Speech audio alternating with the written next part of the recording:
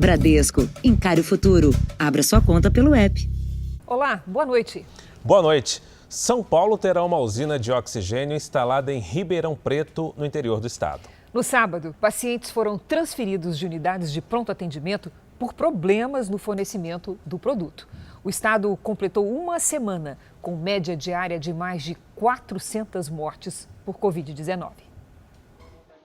Nos tanques de oxigênio dos hospitais, o estoque dura cada vez menos. Com mais pacientes em UTIs, o consumo cresceu 45% no estado de São Paulo em um mês. Uma demanda que preocupa os profissionais de saúde em relatos que chegaram à Sociedade Brasileira de Infectologia. Por enquanto, nós estamos conseguindo atender de alguma forma a demanda, mas se a situação se mantiver no nível de necessidade, provavelmente a produção não vai conseguir atender a demanda necessária nos hospitais públicos e privados. No sábado, 10 pacientes foram transferidos desta unidade de pronto atendimento na zona leste de São Paulo para hospitais, porque havia o risco de acabar o oxigênio. Segundo a prefeitura, foi uma medida de segurança.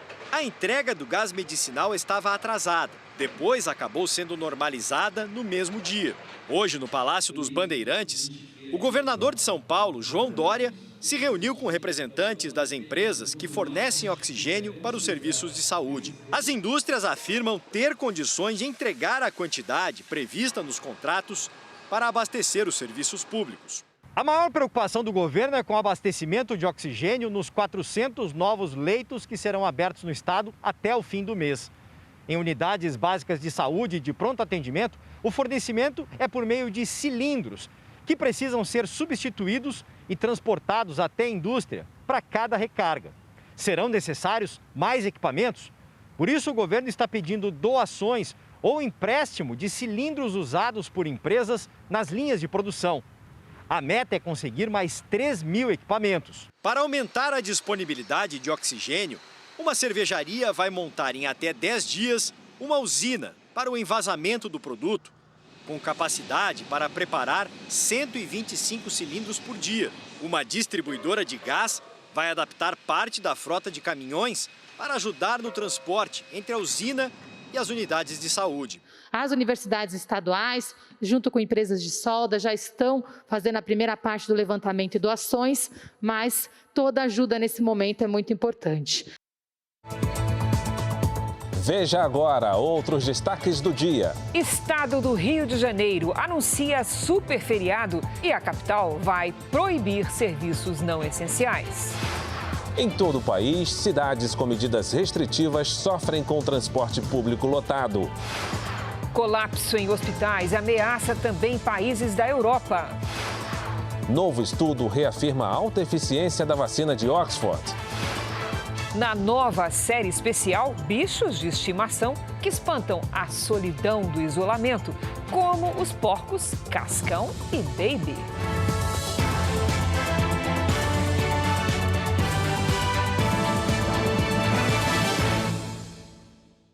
Oferecimento Next, o banco digital que faz acontecer.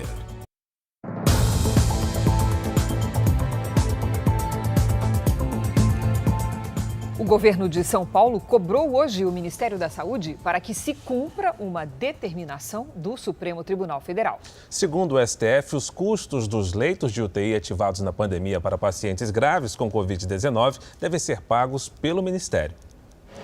Hoje, no estado de São Paulo, mais de 12.000 pessoas estão internadas na UTI de hospitais públicos e privados com a Covid-19.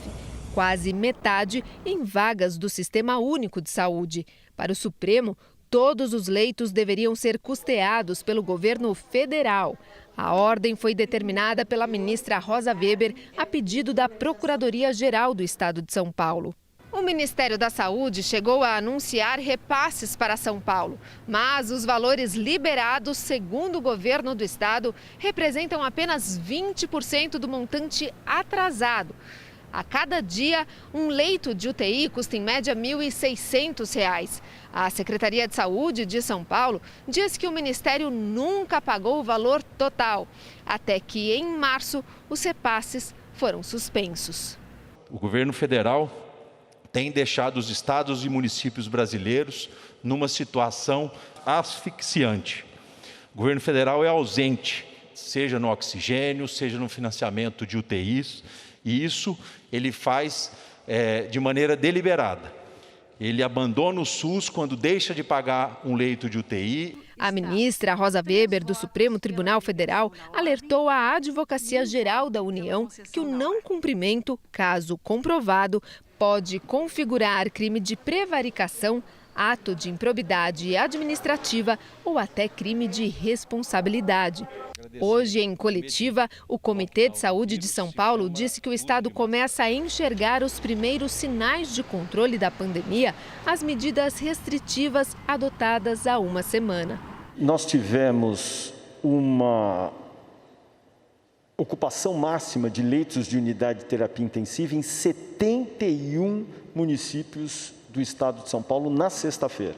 Hoje, esse número baixou para 61. O aumento de pacientes internados em leitos de UTI nos últimos 3 dias foi de um aumento de 2,9% no dia 19 para 2,1% no dia 20 e 0,7% ontem. Está dentro do esperado, conforme nós anunciamos até lá no início da fase vermelha. Em nota, o Ministério da Saúde disse que a autorização de leitos de UTI para pacientes com a Covid-19 ocorre sob demanda dos estados, que têm autonomia para disponibilizar e financiar quantos leitos forem necessários. Informou também que autorizou, nas últimas portarias publicadas pela pasta pelo Ministério, em março, 2.712 leitos de UTI exclusivos para pacientes com Covid-19 para o estado de São Paulo e que foram destinados mais de 127 milhões de reais em repasses do governo federal para esses leitos.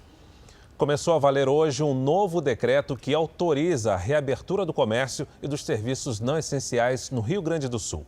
Eles podem funcionar respeitando horários e regras de segurança. Foram mais de 3 semanas sem atender o cliente presencialmente. Com o novo decreto, os supermercados podem funcionar até às 10 da noite. Bares, restaurantes e lanchonetes podem atender presencialmente de segunda a sexta até às 6 da tarde.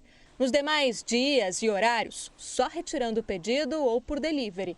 O comércio não essencial pode abrir até 8 horas da noite, mas terá que fechar aos finais de semana. Se esses negócios não voltarem, a tendência é você ter mais desemprego na cidade. Então, acho que a decisão dessa retomada responsável, eu acho que ela está correta. A bandeira preta, classificação mais grave da pandemia, segue em todo o estado. Mas agora os prefeitos retomaram a autonomia de poder adotar restrições. O decreto é válido até o dia 4 de abril, mas ainda não se sabe até quando a flexibilização deve durar, com os índices críticos da doença no Rio Grande do Sul.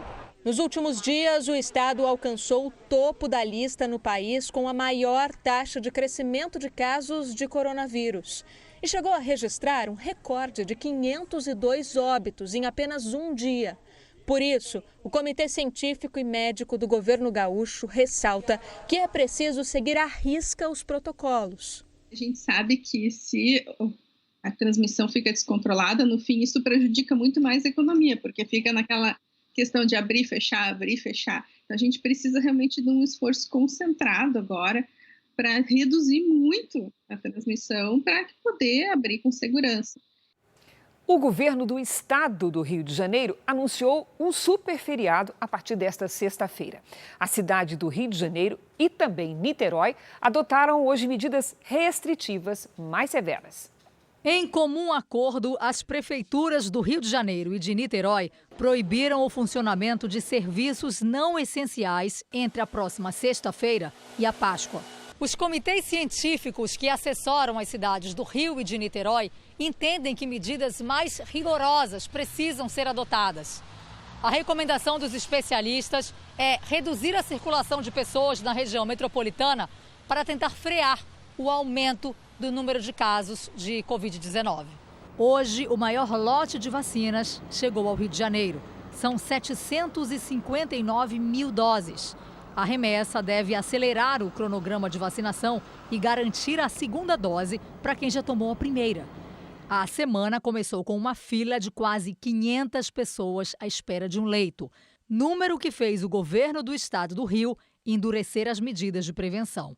No estado, um super feriado deve valer durante 10 dias, entre 26 de março e 4 de abril.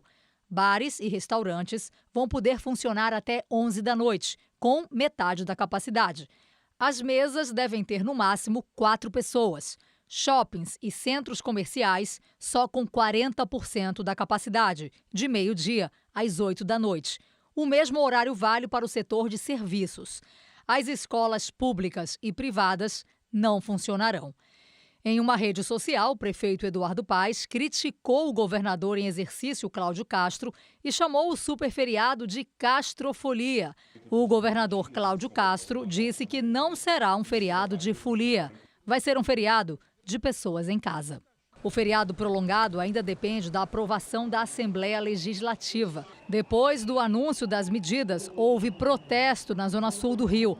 Moradores saíram às ruas com faixas e cartazes pedindo a reabertura do comércio.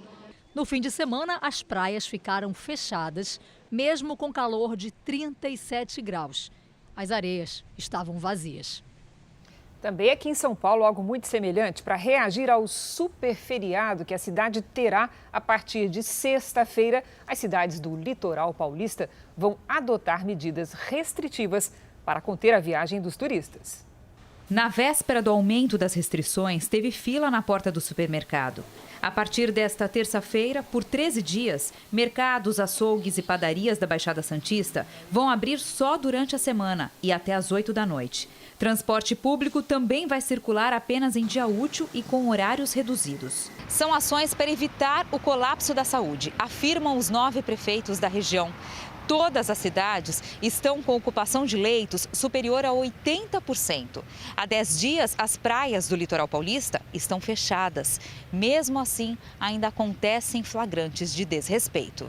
Surfistas tentaram driblar a fiscalização hoje e durante o fim de semana. Em Guarujá, a Guarda Municipal acabou com uma festa na praia com centenas de pessoas e outra em uma comunidade. A cidade tem 94% de leitos de UTI ocupados. Há 45 dias, eram apenas 18%. A letalidade da Covid no município é 60% maior que a média estadual. Em São Vicente é quase o dobro. Também há preocupação com o abastecimento de oxigênio. Nós temos programado a aquisição desses insumos, mas o grande receio é que as próprias empresas não tenham mais esses insumos para a entrega. O endurecimento das regras na Baixada Santista vai coincidir com o superferiado decretado na capital paulista a partir da próxima sexta. Uma cidade e uma região que sempre esteve de braços abertos e que tem no turismo uma das suas principais atividades econômicas. E nesse momento que a gente pede é o afastamento. O Jornal da Record traz agora os números da pandemia no Brasil para permitir que você acompanhe com bastante clareza esses indicadores. Os dados são do Ministério da Saúde. E segundo o Ministério, o país ultrapassou hoje a marca dos 12 milhões de casos da Covid-19. São mais de 295 mil mortos. E foram 1.384 registros de mortes nas últimas 24 horas. Um novo estudo revela que a vacina de Oxford contra a Covid-19, que no Brasil é responsabilidade da Fiocruz, tem eficácia de 79% na prevenção de casos sintomáticos da doença e de 100% contra casos graves e internações. Os testes clínicos contaram com mais de 32 mil voluntários nos Estados Unidos, no Chile e no Peru. Além da eficácia, a farmacêutica AstraZeneca, que desenvolveu a vacina com a Universidade de Oxford, afirmou que um comitê de segurança independente não encontrou nenhum risco aumentado de trombose entre os participantes que receberam pelo menos uma dose. A suspeita de que o imunizante poderia formar coágulos fez com que países europeus suspendessem temporariamente o uso da vacina. Em Portugal, a imunização foi retomada hoje. Agora, a farmacêutica AstraZeneca prepara um pedido de autorização de uso emergencial do produto nos Estados Unidos. E ainda nos Estados Unidos, crianças chegam ilegalmente à fronteira com mais rapidez do que podem ser transferidas para os abrigos. No domingo, 822 menores estavam em instalações da Patrulha da Fronteira. As crianças passaram mais de 10 dias em locais como esse. Segundo a lei, menores desacompanhados não poderiam ficar mais de 3 dias detidos. O governo colocou milhares de anúncios em estações de rádio na América Latina. A mensagem é: não venha para os Estados Unidos. No lado mexicano da fronteira, pessoas expulsas dos Estados Unidos dormem nas ruas. O presidente Biden nega uma crise. Já o ex-presidente Trump afirmou em entrevista que a política de imigração de Biden está destruindo o país. Veja a seguir: presidente Bolsonaro volta a rejeitar medidas de maior restrição social. Na série especial, a vida de quarentena na companhia de pets muito especiais, como esses porquinhos aí, ó.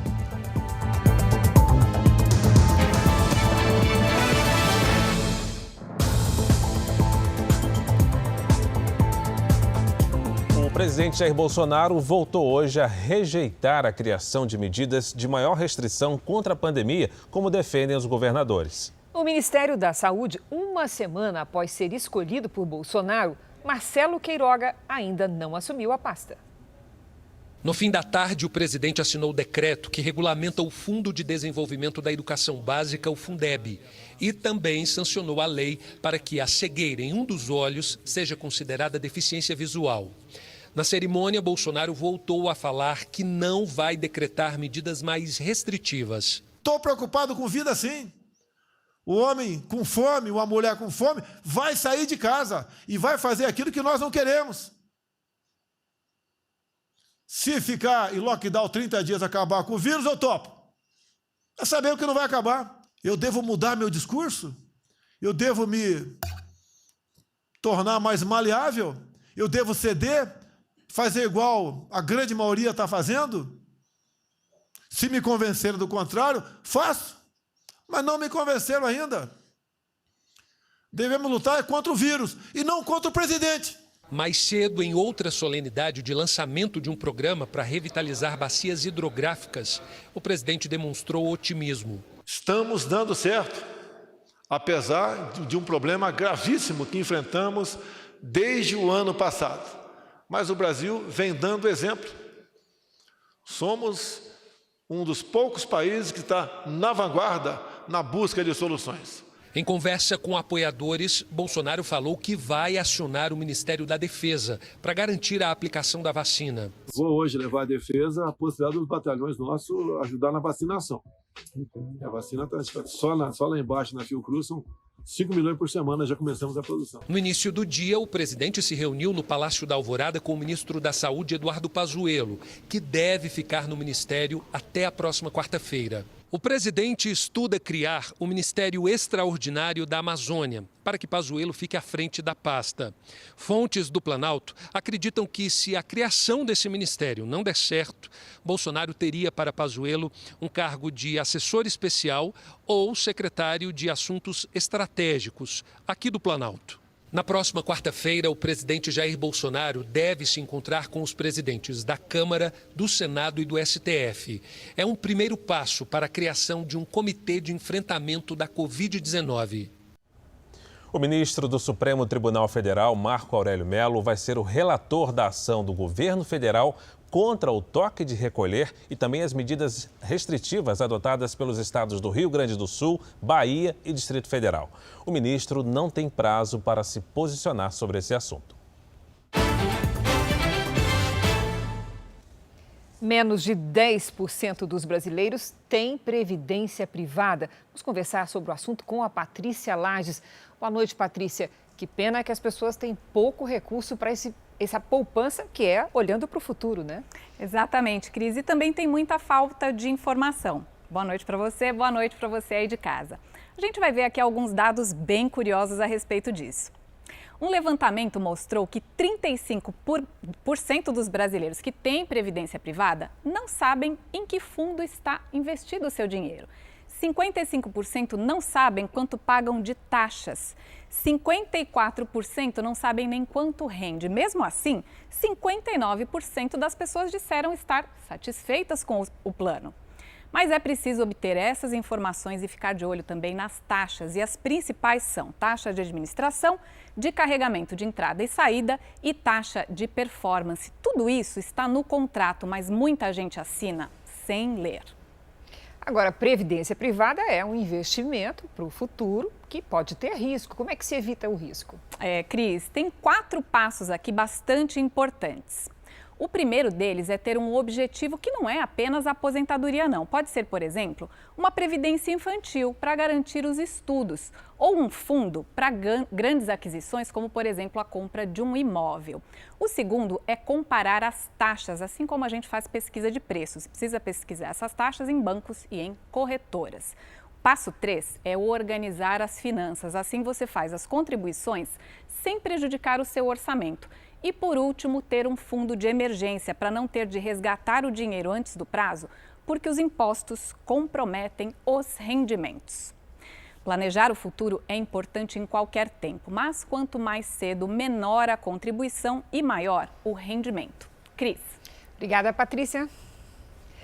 Veja a seguir os brasileiros que precisam sair para o trabalho e não têm alternativa a não ser o transporte público lotado.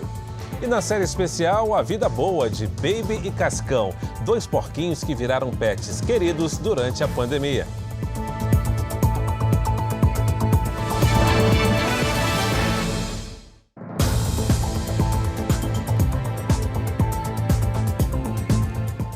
As restrições para tentar conter o coronavírus provocaram um efeito perverso. A pobreza triplicou no Brasil. São mais de 27 milhões de brasileiros sem renda enfrentando a pandemia. E não tem segredo, né, Cris? Sem poder trabalhar, dinheiro não vem. Dia após dia, a comida está sumindo dos pratos de muitos brasileiros. Um pouco de arroz, um pouco de feijão, uma lata de sardinha. A última vez que Luzinete comeu carne foi em dezembro. A faxineira, que perdeu um emprego no começo da pandemia, sustenta sozinha 2 crianças. Uma delas pede num bilhete R$3 para comprar comida. A senhora quer olhar a minha geladeira? Tem um pouco de feijão e arroz. Tem, e água. Sobe. O que acontece hoje aqui na casa da Luzinete se repete em muitos lares das periferias da maior cidade do país. Geladeira praticamente vazia. Nesta comunidade, no ano passado, 5.000 famílias pediam ajuda e recebiam cestas básicas em ações sociais. Nos últimos 3 meses, esse número dobrou e as doações caíram 70%. Os pedidos que a gente mais recebe é vagas para emprego e alimento. Então, realmente está difícil. Aumentou a procura por alimento. A gente não tem de onde tirar. A pobreza triplicou no país. Segundo o levantamento da Fundação Getúlio Vargas, no meio do ano passado, eram 9,5 milhões de brasileiros dentro da população pobre. Já agora, em março, esse número chega a mais de 27 milhões que sobrevivem com até R$ 246 por mês. Daquele pouco que ainda eles conseguiam amealhar, realizando um trabalho, um pequeno trabalho ou outro, agora, com o isolamento social, simplesmente terminou e aí agora eles ficam na dependência, né, de programas sociais como auxílio emergencial para poderem sobreviver. Nós estamos no principal acesso da Rocinha, na zona sul do Rio de Janeiro. Essa é uma das portas de entrada da comunidade. Desde o início da pandemia, o desemprego e a fome, que já eram uma realidade por aqui, ficaram ainda mais graves. Hoje, 82% das famílias dependem de doações para sobreviver, mas essas ajudas não têm chegado mais. A ajuda cessou, mas a doença não cessou, a doença continua e você não tem para onde correr. É com o salário mínimo da aposentadoria que a dona Letícia se mantém e tenta ajudar as filhas e os netos. Todos estão desempregados. Minha filha ia começar a trabalhar em março do ano passado, mas foi tudo cancelado. A minha neta, que também trabalhava, teve que se afastar do trabalho. Meu neto tem 19 anos, também não está conseguindo trabalhar. Quem vive o dia a dia da comunidade sabe que está cada dia pior. Hoje eu tenho uma base de mais umas 100 a 150 pessoas me pedindo aí ajuda. Essa cozinha é da Aline. Tem uma carne para dar para meus irmãos na mistura. A situação tá difícil. Situação que se repete na casa da Ana Cristina. Com a venda dos salgados, ela e o marido não conseguem tirar mais que R$30 por dia. Às vezes eu faço uma unha também, porque eu sou manicure há mais de 20 anos. Faço uma unha, às vezes faço uma faxina. E a gente vai tentando. Numa das comunidades mais carentes da capital baiana, cenas como essas que vimos no Rio de Janeiro também são cada vez mais comuns. João é porteiro, mas também vende pãezinhos para complementar a renda. Faz os quitutes dentro de casa. Alguns ingredientes com que trabalha são raros na mesa. A gente só vê carne uma vez por semana e olhe lá. Se trazer o sustento para casa está difícil, até para quem ainda tem emprego, imagina a situação de quem atravessa esse momento sem trabalho. Aqui na Bahia, quase 20% da população está desempregada. É o maior índice do país e também o maior já registrado no estado nos últimos anos. Sem trabalho, muitas famílias acabam com a geladeira vazia e recorrendo à ajuda de parentes para ter o que comer. Minha irmã me deu um pouco de feijão, eu fiz o arroz já acabou, a gente almoçou, agora tem isso, para de noite para a gente comer de novo. Duríssima realidade. Alguns prefeitos e governadores são rigorosos em defender o lockdown para conter a pandemia, mas infelizmente o mesmo rigor não é visto quando o assunto é oferecer condições dignas no transporte público. Nossas equipes foram às ruas em diversas cidades e registraram o óbvio, muita gente aglomerada. São milhões de trabalhadores que se expõem ao vírus todos os dias para poderem trabalhar. São trabalhadores que simplesmente não têm escolha. É um risco, né? Tanto para mim, tanto para os familiares meus também. Eu posso pegar, eles também podem pegar, né? Por conta de mim, né? Ou a gente morre de Covid ou então a gente morre de fome. Milhões de brasileiros que precisam sair de casa para garantir o sustento. Não adianta nada, você fecha comércio aos trem. Aumentou tudo lotado. Então você não pega no trabalho, mas vai na condição, não fica tirando nada. No Rio de Janeiro, um grito de socorro. Ninguém merece! Trabalhador andar assim, ó, espremido. Ninguém merece isso, não. No BRT de Santa Cruz, na zona oeste da cidade, amanhã foi mais uma vez de caos. A fila dava voltas e se estendia para fora da estação. Os passageiros ficaram grudados, agravando o risco de contágio. Imagens preocupantes que viraram rotina pelo país. Em Maceió, trabalhadores aparecem amontoados dentro do ônibus. Em Recife, a lotação é a mesma. Aqui em São Paulo, mais desrespeito à saúde do trabalhador. Na Estação da Luz, uma das mais movimentadas do país, essa cena é cotidiana, no auge da pandemia. E que fique claro, a maioria desses trabalhadores que se aglomera lá embaixo não são pessoas que não se cuidam, é bem diferente. São pessoas que não têm a opção de se proteger. A Secretaria dos Transportes Metropolitanos de São Paulo afirmou que hoje a demanda caiu 62%. No pico da pandemia, quase 4 milhões de pessoas usam ônibus, trens e metrô todos os dias. Em Belo Horizonte, o mês de março registrou a menor oferta de ônibus para a população, de acordo com um estudo de lojistas. É por isso que esse negócio não acaba, né? Tudo fechado, mas os ônibus, né, lotado, né? Não tem jeito. Cansado de ver o transporte abarrotado e o comércio fechado, um barbeiro fez um protesto bem-humorado. O único lugar para poder ter aglomeração é dentro dos ônibus, né? Não pode parar o serviço não, né?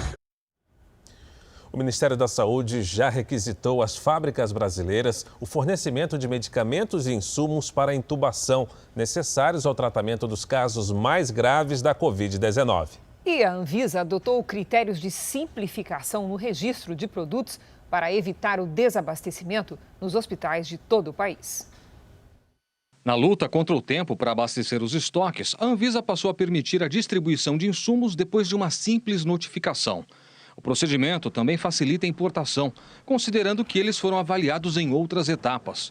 Também será dada permissão para que governadores e prefeitos importem os produtos diretamente de outros países. Essa medida favorece que com outras empresas que também têm a capacidade produtiva possa ampliar e chegar no mercado ofertando novos produtos. Via de regra, ele fica 14 dias em quarentena. A Anvisa reduziu essa quarentena para 7 dias. Isso faz com que os lotes produzidos cheguem mais rápido ao mercado. A Anvisa e o Ministério da Saúde vão monitorar os estoques todos os dias pelos próximos 3 meses. O acompanhamento leva em conta o número de internações, tempo de permanência dos pacientes nas UTIs e a entrega dos produtos ao mercado. O Ministério da Saúde já requisitou quase 700 mil insumos para intubação, entre eles sedativos e neurobloqueadores. Os medicamentos foram destinados para os estados com níveis de estoques mais críticos e devem durar 15 dias. Integrantes do Ministério se reuniram com representantes do setor produtivo para definir novas estratégias. Amanhã, diretores da Anvisa também se reunirão com autoridades e representantes das indústrias. Vamos ver agora como está a vacinação no Brasil. Entre sábado e hoje, segunda-feira, pelo menos 399 mil pessoas receberam a vacina contra o coronavírus no Brasil. Hoje, o país chegou à marca de 12.106.000 pessoas vacinadas, o que equivale a 5,72% da população. Isso é a primeira dose.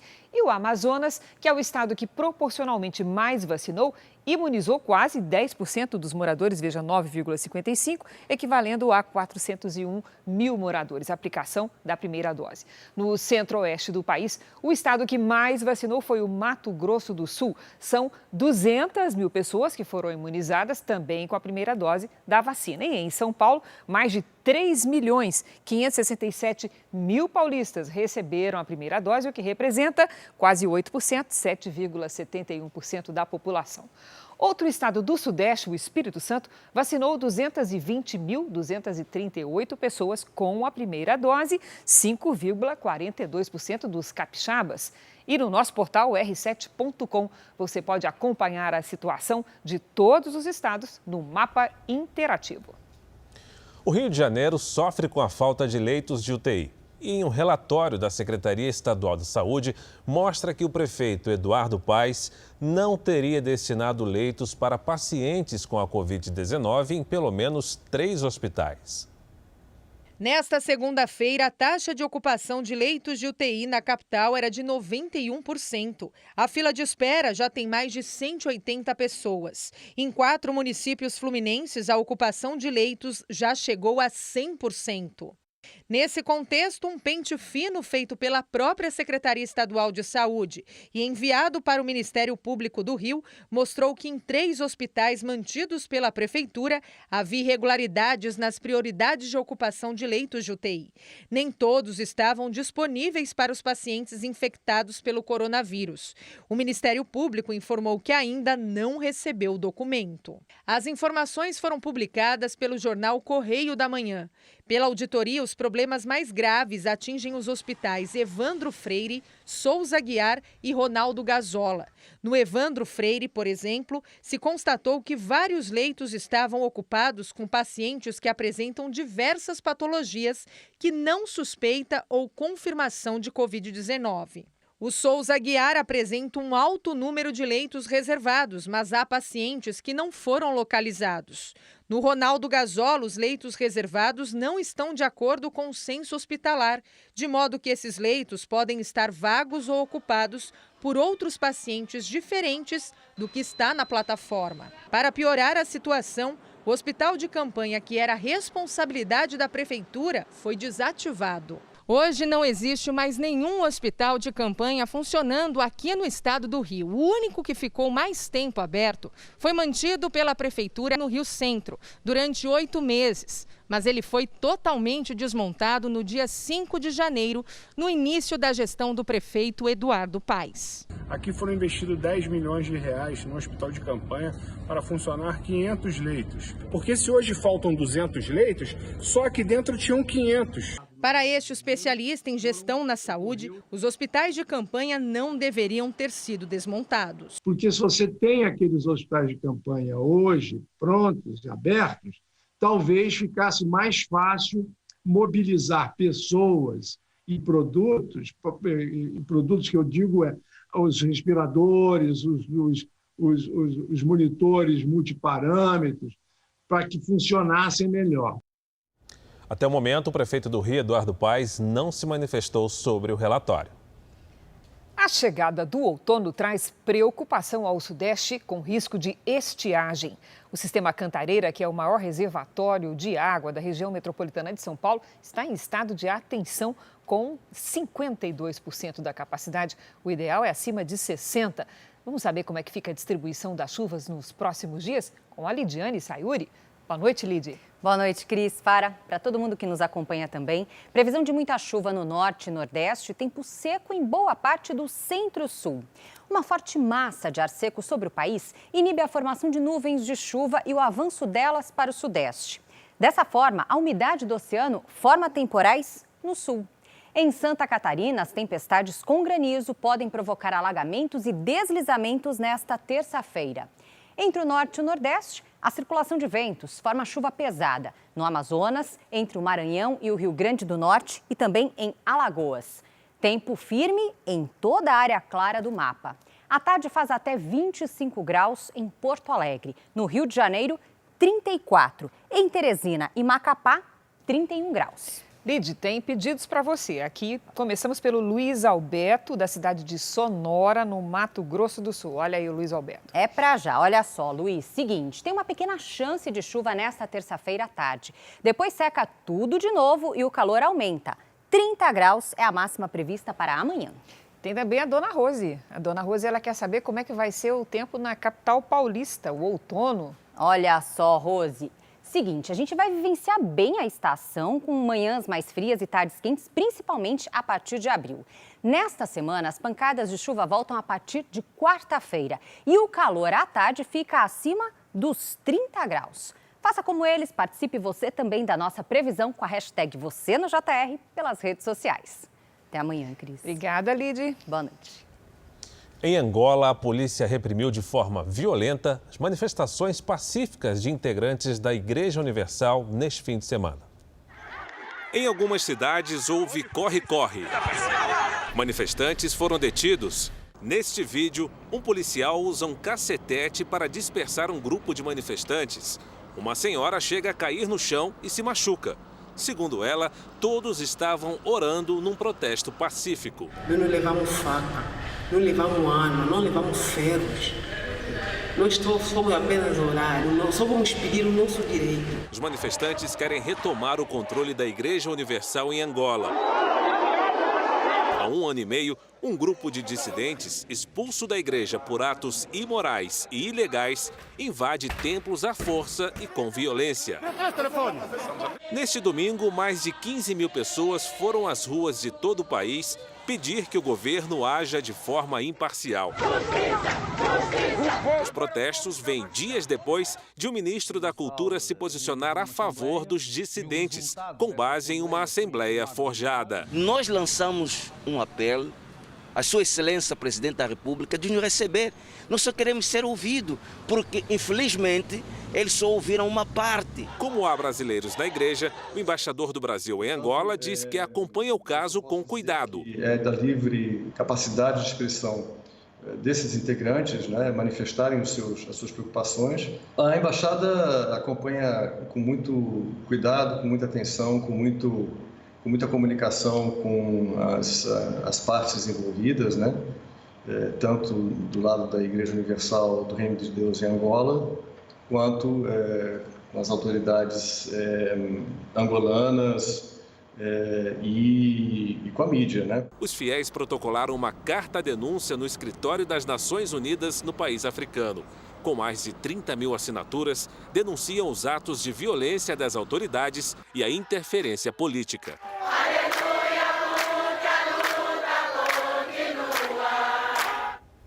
Olha, as festas clandestinas que preocupam no Brasil também causam preocupação ao redor do mundo. São eventos ilegais que atraem multidões e não cumprem protocolos de segurança, como distanciamento social e o uso de máscaras. A polícia de Madrid fechou 384 festas clandestinas na capital espanhola. Os eventos aconteciam em lugares públicos que não poderiam funcionar por causa das restrições e também em apartamentos. Em Marselha, na França, um carnaval fora de época e totalmente ilegal reuniu mais de 6.500 pessoas. A multidão tomou as ruas e foi dispersada pelo batalhão de choque. Nos Estados Unidos, a cidade de Miami Beach declarou estado de emergência para conter as famosas festas do Spring Break, feriado que marca o início da primavera. A ameaça de colapso na rede hospitalar por causa da Covid-19 ameaça também os países da Europa. Os governos discutem medidas ainda mais restritivas para a circulação de pessoas. A saúde à beira do caos. Com hospitais superlotados na França, muitos pacientes têm sido transferidos para a Bélgica. Mas o país vizinho também está ameaçado e já registrou um aumento de quase 40% nas internações só na última semana. Diante da situação, os governos belga e alemão confirmaram que vão endurecer as medidas de confinamento. O objetivo é reduzir a taxa de contágio em relação ao número de habitantes e evitar o colapso nos sistemas de saúde. As novas restrições devem entrar em vigor nos próximos dias. Na Alemanha e no Reino Unido, protestos violentos contra o isolamento deixaram marcas no fim de semana. A estimativa é que o prejuízo na economia britânica por causa das restrições seja equivalente a R$1,5 trilhão de reais. De um lado, os protestos da população que sofre com a crise econômica provocada pelo coronavírus. Do outro, o avanço da terceira onda na Europa, que aumenta a pressão nos hospitais. Sem saída, líderes europeus tentam unir esforços para coordenar as restrições e ampliar a vacinação no bloco. Aqui em Portugal, o estado de emergência deve continuar até maio. Vamos agora com a opinião do Augusto Nunes. Boa noite, Augusto. Boa noite, Cris. Boa noite, Fara. Boa noite a você que nos acompanha. Concentrada na publicação de más notícias sobre a Covid-19 no Brasil, a imprensa velha tem deixado de informar que a situação em quase todos os países não é melhor. Na maioria das nações europeias, por exemplo, a pandemia está ganhando força. Faltam leitos de UTI. Os governantes recorrem à fórmula já testadas e mal sucedidas. E cresce o descontentamento entre governados exaustos de lockdowns, além de aflitos com seus efeitos desastrosos sobre a economia. Em muitos países, aliás, as taxas de óbitos e novos casos por 1.000 habitantes superam as registradas por aqui. Nesse cenário preocupante, a animadora exceção é Israel, que está vencendo o vírus chinês com a combinação de 2 instrumentos de guerra. Primeiro, campanhas de esclarecimento destinadas a desestimular aglomerações, conjugadas com a adoção de medidas de distanciamento social. Segundo instrumento, vacinação em massa. O Brasil deve esquecer o mais do mesmo e inspirar-se no modelo israelense para apressar o fim da pandemia. Na Islândia, pesquisadores se aproximaram de um vulcão em erupção para estudar melhor o fenômeno. Além dos cientistas, moradores da região também se reuniram na base da montanha, que fica a cerca de 30 quilômetros da capital. A lava tem sido expelida desde a última sexta-feira. Alguns descreveram o fenômeno como a coisa mais linda que já viram. Outros usaram a lava para grelhar salsichas e fazer um lanche. Tudo aconteceu com muita segurança. Durante o isolamento, muita gente foi procurar a companhia de um pet, um bichinho, para preencher a solidão. Eles são companheiros e acabam até sendo bons confidentes. E nessa época, o preconceito foi deixado de lado. Afinal, por que só gatos e cachorros? Que tal um porquinho?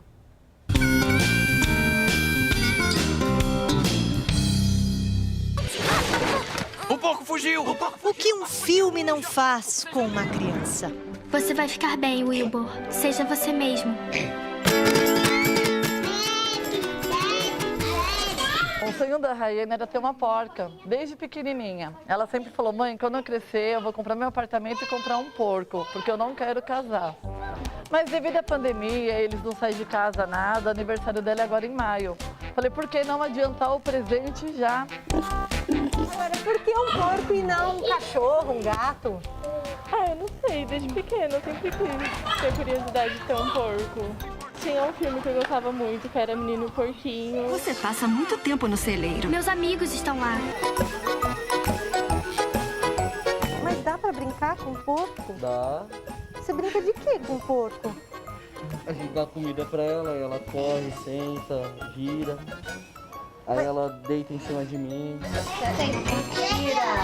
Gira. Ela interage o dia inteiro, ela não é dorminhoca, ela só dorme à noite. Ela é super Ela ativa. é ligada no 330. Olha aqui, ela tem a unha pintada, é isso? O casquinho pintado? É, toda semana a gente faz a unha dela. Que vaidosa. Ela é. E a Baby é tão mimada que ela não tem um quarto para ela tem a garagem inteira para ela. Mas esse é um cantinho especial, né? Aqui tem o esmalte que ela colocou hoje, tem um álcool gel que ela também usa, tem aqui a roupinha dela de Cinderela e tem aqui 2 lacinhos, a luzinha da Baby e o documento dela. Isso. Por quê? Precisa desse documento?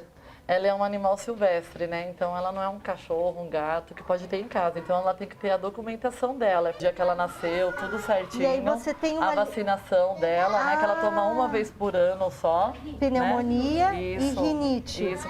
E ele e o Paulo foram impressionantes. Eles se viram e se olharam e foi... Foi amor à primeira vista. Foi amor à primeira vista. A porca não quer saber de você, Rayane? Não. É porque eu fico o dia inteiro com ela, eu brinco com ela, aí eu passeio com ela, aí ela acabou se apegando mais comigo. Olha, ela tá te abraçando, né? E Baby dorme mesmo na cama do menino. São um grude. Pra Baby, tudo é o Cauã. É um corintiano apaixonado por uma porca, é isso? Sim. Tudo bem, corintiano com uma porca, sem preconceitos. Certo? Certo, e ela é corintiana também. Ah, ela é corintiana. E assim, toda vaidosa, faceira e corintiana, Baby passeia pelo bairro. Mas tem que ter paciência. A porquinha não pode ver um mato na calçada. Vamos, Baby! Chega de comer salada! Vai, Baby, vai! Até o cachorro fica curioso. Mas a Baby não tá nem aí. Ela tem mais o que fazer. E a gente não consegue mais desfazer, porque pega amor. Pra Dona Maria, esse amor vai durar pra sempre. O bicho da Dona Maria não é tão exótico, nem tão brincalhão, mas come muito, né? É um comilão. Esse aqui é o Cascão, mas é Cascão porque ele não toma banho? Porque, na realidade, quando ele chegou aqui, lá da onde ele veio, que a minha filha foi buscar, ele chegou muito sujo, imundo. Aí eu falei, nós vamos pôr nome nele de Cascão. Mas o Cascão logo ganhou outro apelido. Vem aqui, bebê. Cascão, ó. Aqui, filho, ó. Vem, bebê. Vem. Bebê? Ele é meu bebê, porque os netos estão tudo mocinhos já. Aí sobrou ele de criança. Sobrou ele de criança. 8 anos atrás, Dona Maria teve a maior tristeza da vida dela, quando o marido, por quem era apaixonada, morreu de repente. Eles eram muito cúmplices, né? Muito companheiro. Aí a separação foi muito drástica, porque meu pai morreu assim. A gente estava saindo para comemorar o Dia dos Pais e ele morreu no meio do caminho. Foi infarto fulminante.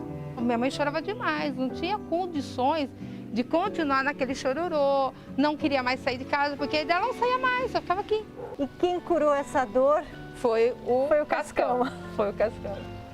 Ai, ele me faz tão feliz. Eu revivi depois que ele chegou. É mesmo?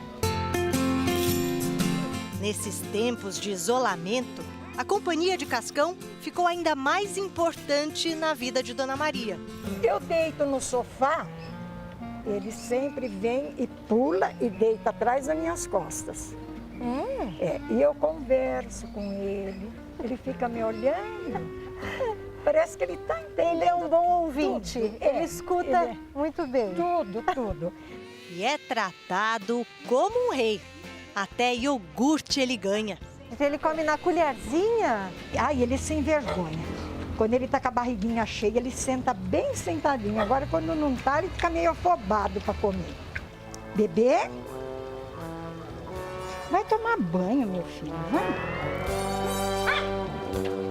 Depois que ele termina de tomar banho, eu passo creme. Pode hidrato bem ele por causa do sol. Mas às vezes, Cascão é teimoso. Ele faz o que Tá ele dando quer. um baile na senhora. quando ele quer. Vamos passar creminho no bebê, vem. Nessa, até a cachorrinha fica de escanteio. Sai, Bela, sai, Bela.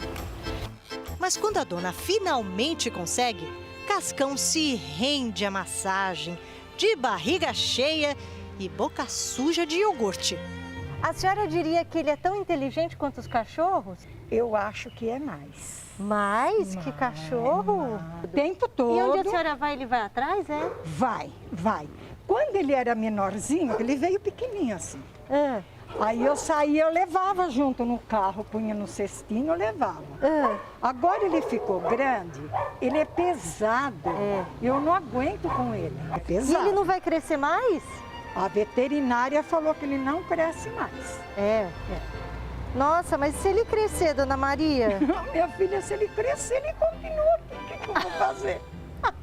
E continua sendo meu bebê. Ai, ele é o amor da minha vida. Olha, o Fara declarou que saindo daqui vai adotar um porquinho. Com certeza. Sou da época que o porquinho dentro de casa era o cofrinho que a gente guardava moeda. Jornal da Record termina aqui. A edição de hoje na íntegra, também a nossa versão em podcast, estão no Play Plus e em todas as nossas plataformas digitais. E à 00:30 tem mais Jornal da Record? Você fica agora com a novela Gênesis. A gente se vê amanhã. Até lá. Ótima noite para você e até amanhã.